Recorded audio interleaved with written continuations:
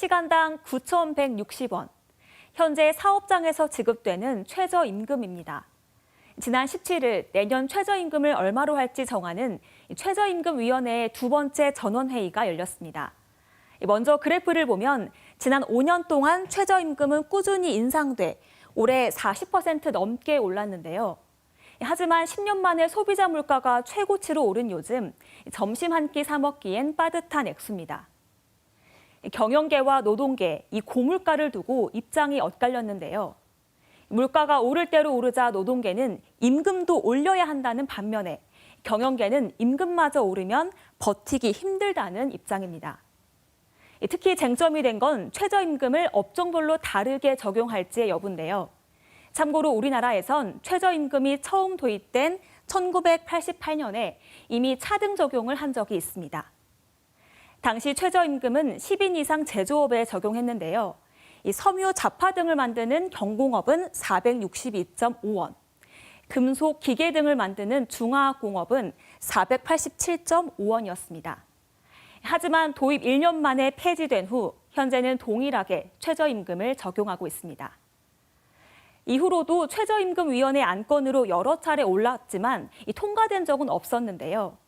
지난해에도 반대 15표, 찬성 11표, 기권 1표로 부결된 적이 있습니다. 양측 입장 좀 더 볼까요? 경영계는 오래전부터 차등 적용을 주장하고 있죠. 영세기업과 음식점 소상공인들은 당장 인건비 부담이 클 수밖에 없는데요. 실제 경영계 자료에 따르면 최저임금을 못 받는 근로자 비율 중 숙박 음식업이 40%에 이른다고요.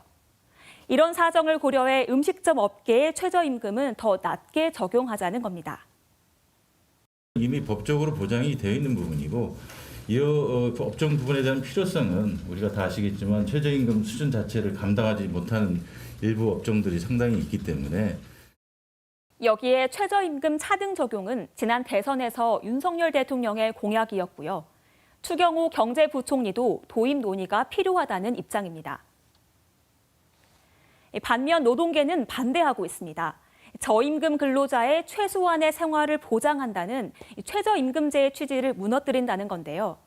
여기에 차등 적용 업종의 기준 마련도 어렵고 또 특정 업계에만 최저임금을 다르게 적용하면 취업을 기피하는 역효과를 불러온다는 이유입니다.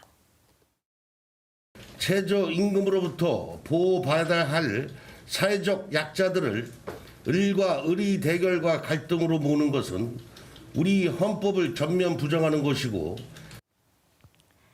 현재 최저임금법 4조 1항에는 이 최저임금은 사업의 종류별로 구분해 정할 수 있다고 규정하고 있습니다. 독립기구인 최저임금위원회 심의를 거치면 최저임금 차등 적용을 시행할 수 있는데요. 법정 심의 기간이 다음 달 29일까지 양측의 치열한 공방이 예상되는 가운데 어떤 결과가 나올지 관심이 모아집니다. 친절한 뉴스 양재희입니다.